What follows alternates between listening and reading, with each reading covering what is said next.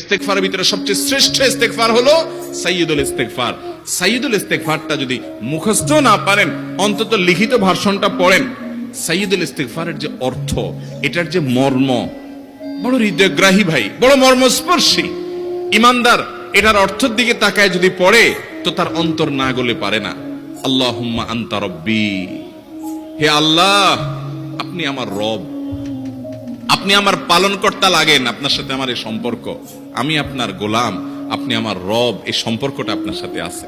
আল্লাহুম্মা আনতা রব্বি লা ইলাহা ইল্লা আনত, ও আল্লাহ আপনি ছাড়া আমার ইবাদত, আমার গোলামি, আমার দাসত্ব, উপাসনার উপযুক্ত আর কেউ নাই।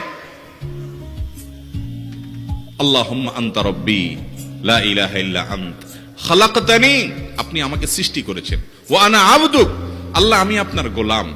দেখেন কিভাবে আল্লাহর সাথে সম্পর্কটার কথা